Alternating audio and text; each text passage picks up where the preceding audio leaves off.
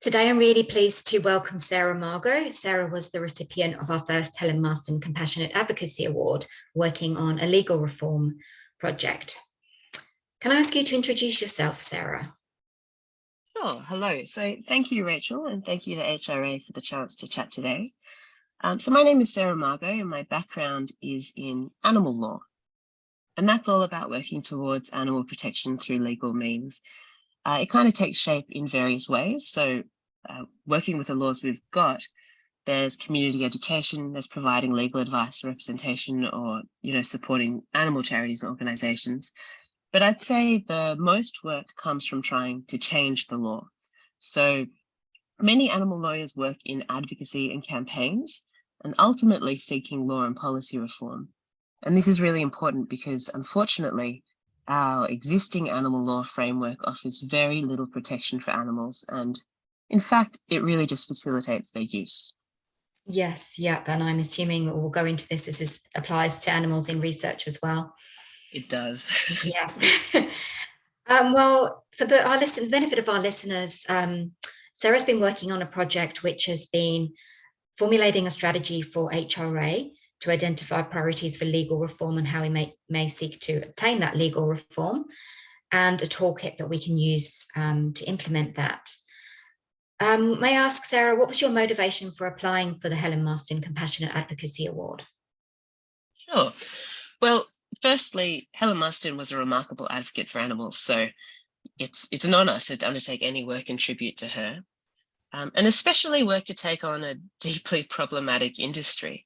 I mean, I've long admired the work of HRA and other organisations in this space because, quite simply, it's overwhelming to realise the depth of suffering in animal experimentation. And there's a clear and urgent need for law and policy reform in this space. And I think a lot of people are surprised to learn that animal testing is still a major part of research in Australia.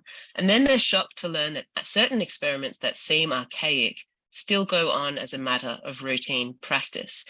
But part of the reason I was so keen to work in this space is because we live in this amazing time of technology where we have non-animal methods that are advancing far beyond what we can achieve with animal testing.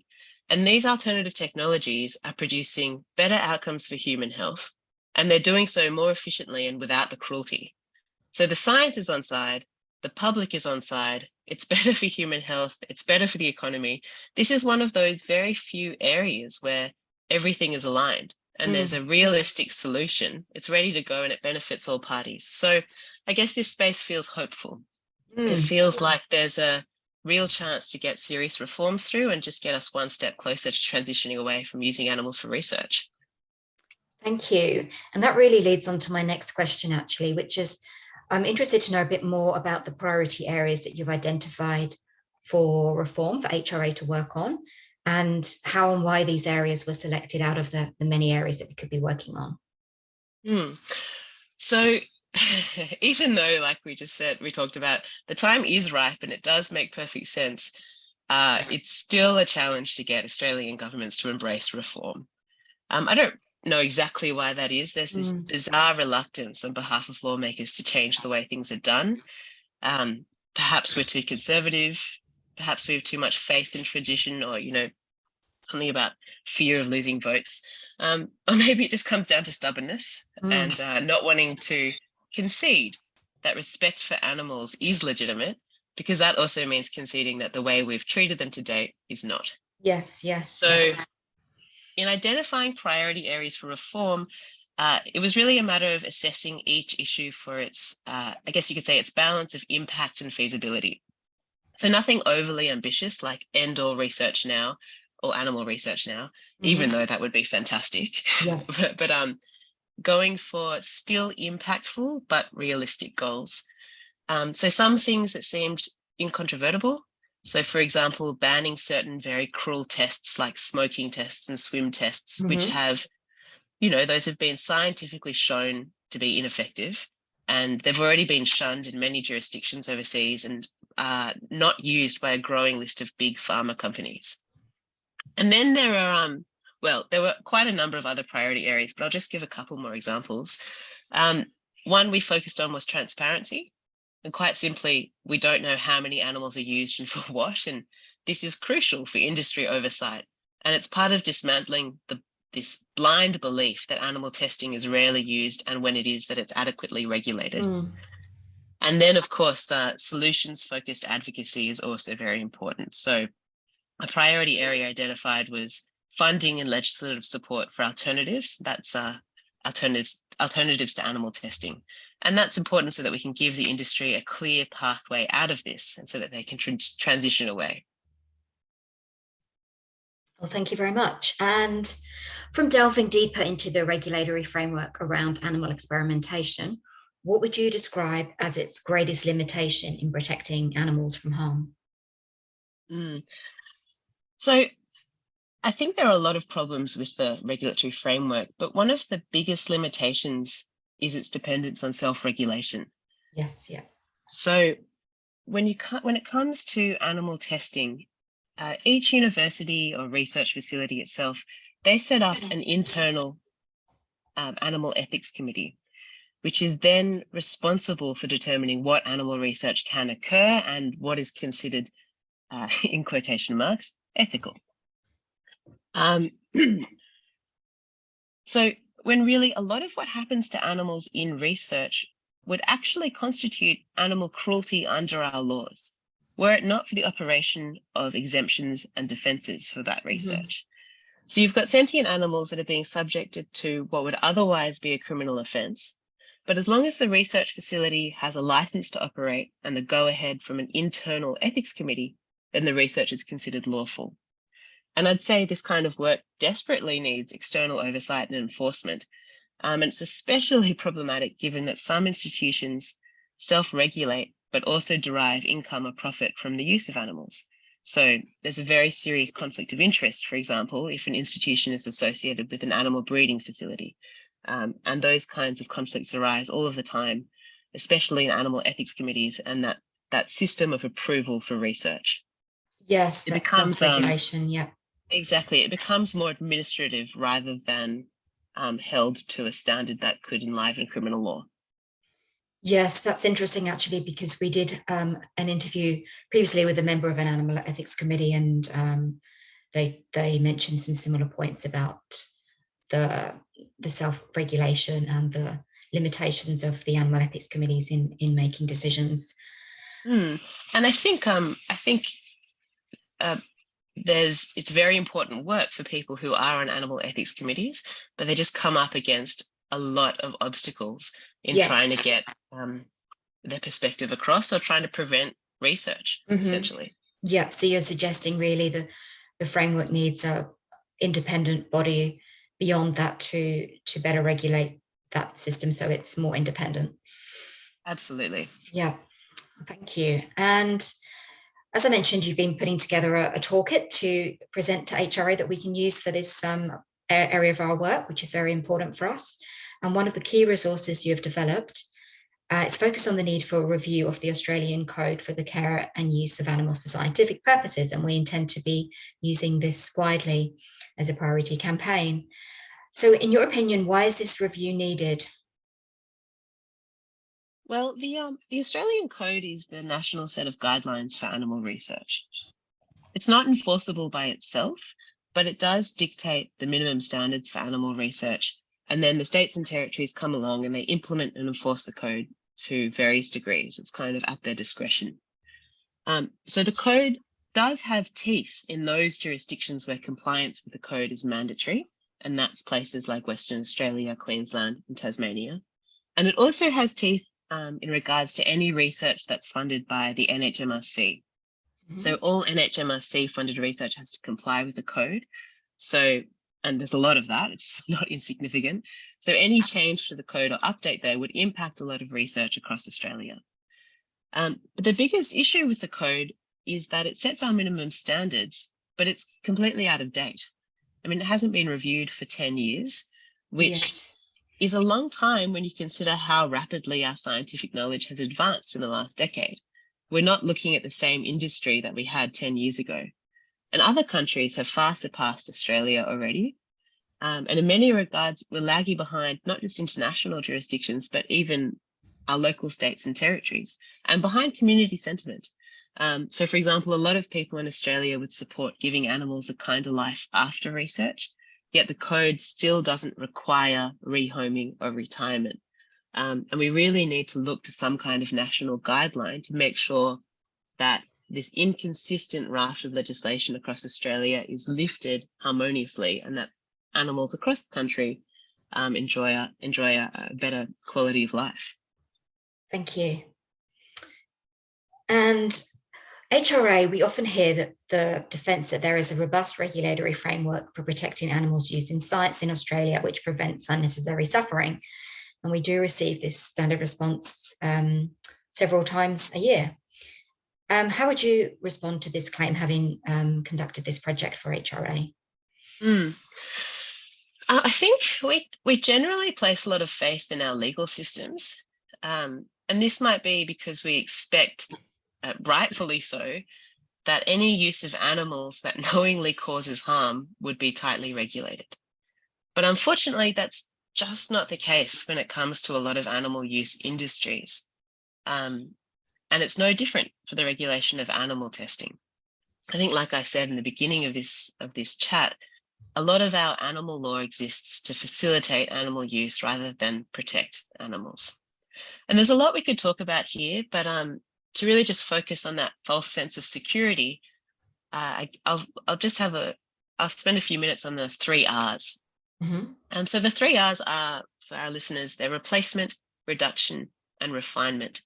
And that refers to replacing the use of animals in research, reducing the number of animals used in research, and refining experimental design to cause less suffering or to mitigate harm. And yes, the 3 R's are a core principle in the regulatory framework, and we tend to take peace of mind from that because we think, great, a founding principle is to better protect and stop using animals. But in reality, the ability of the 3 R's to protect animal welfare it's significantly limited, and it's quite deeply flawed. I mean, to begin with, the principles of reduction and refinement are still problematic for animals. The decisions to reduce the number of animals in experimental design, it doesn't stop the use of animals. And it's also left to the discretion of researchers who can only base their justification on pre-existing scientific method. And further, a reduction in the overall number of animals might just result in extended or repeated experimentation on fewer individuals. And then refinement is similarly subjective. And in effect, it's just about finding ways to mitigate harm rather than to prevent harm. Replacement, on the other hand, is certainly impactful. And I think this is what our legislation really needs to focus on. The issue, however, is that replacement as a concept is neither legally required nor funded, so it's rarely implemented. So in terms of legal requirements, researchers and ethics committees just have to show that they've considered replacement options, and that's it, a consideration. That's a very soft approach. And in terms of funding, I mean, the problem is ingrained in Australia because there's been a historical lack of funding and support for other valid scientific methods, I mean, other than animal testing. So there's no dedicated industry for non-animal alternatives to combat this deep-seated dependence on using animals. There's desire from researchers, and there's precedent from overseas, and we can see what amazing things are being achieved elsewhere. But here in Australia, there's little support. And, you know, that's despite the fact that several other countries around the world have already established national centres for the development of alternatives. And taking the UK, for example, they've gone a step further, and they've actually legally required the development of alternatives. So it's in the legislation. It's more than just a government policy. And I think we need to see something similar and legally binding in Australia too. Thank you, Sarah. Yes, I think the fact that the point that you mentioned, we often hear research institutions will say legally they will only be able to use animals where there's no alternative available, but really that's not legally mandated. It's just, as you said, they have to consider. It's discretionary, that's right. Yeah, rather than any mandatory thing that they're going to be penalised for if they don't adhere to. And yeah, following on from this, I think that's one of the myths, but you have identified several myths about animal research legislation, referring to that and the 3Rs, providing a robust framework. Can you share any other myths or the accompanying myth buster? I think the thing I found quite interesting while doing this research and doing this work for HRA is I hear from a lot of people, people I chat to who are kind of either involved or not involved with the industry. I hear a lot, but isn't it required? So isn't animal testing required for drug development or product development in Australia? And the answer, as far as my research shows, is no. There's no legal requirement in Australia to test new products on animals. That's the case in some overseas jurisdictions, but not here. We're already in a position where we can welcome alternative methods. And the use of animals in research has been a long-standing scientific method in Australia, that's for sure. And as a result, the use of animals has become, I guess, an assumed component of research. So sadly, what we hear from leading institutions is that current best practice is to use animals, and that's reflected in the practices of some journals, which expect animal test data, and in guidelines for things like the Therapeutic Goods Act, which frequently infer that valid test data should come from animal research. But the fact is, it's not a legal requirement to test on animals in Australia, and we just shouldn't be on relying how things have always been done. We need to change that. Thank you. I think that's a very important myth to bust there. So if you could change one thing for animals in laboratories, what would that be? To get them out of there. Yeah. I mean, first and foremost, I'd want a full transition to non-animal alternatives. Short of that, I mean, gosh, really all of it. I mean, mandatory pain relief, mandatory rehoming, non-invasive procedures. But to be frank, I can't imagine anything that would make it okay to keep animals in laboratories. I think the time has come to embrace the non-animal methodology in its entirety. Yeah, thank you. And what action can our listeners take to improve legal protection specifically for animals used in research and teaching? Well, people power can be very effective for legal change, and a lot of lawmakers will only engage with an issue if the public has demanded it. And, we often hear about this tipping point, a point where you can't return from because enough people want change.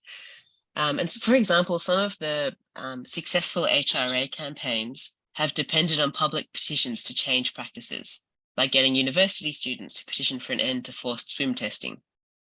So I would encourage all listeners to make their voice heard, write to your local politicians, speak to your workplaces or schools or universities. I mean, animal research is more prevalent than we realize.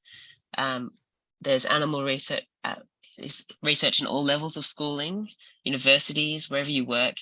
And if you inform yourself and speak up, eventually the number of people speaking out builds to a point where we can't be ignored anymore.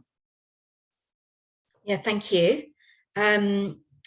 So that was a really enlightening podcast, Sarah, and I just wanted to thank you for all the time you've put into this project. I think it's put HRA into such a strong position to be able to advocate for legal reform, and that's a fundamental part of our work because so much is reliant on legal frameworks and refuting those claims that are made and trying to change the systems, which is a long-term effort, but we really value all the work that you've done. And I'd also like to acknowledge Animals Australia, who we partnered with on this project. So for our listeners, Helen Marston was HRA's former CEO, and she worked for HRA and Animals Australia, and in both cases, advocating for animals used in research. And that was her great passion in life. So I'm sure she would be amazed by the work that you've been doing, Sarah. So I really just wanted to thank you and wish you all the well in the rest of your career advocating for animals and legal reform, because we know that there's so many changes that need to be made across all areas of animal protection. So thank you. It's been such an interesting and important part of my work. Thank you for the opportunity, and I will continue to follow and admire the work of HRA and Animals Australia and keep fighting. I mean, we all need to. So let's bring an end to animal testing. Thank you so much, Sarah. It's a pleasure having you on. Bye. Thanks very much. Bye.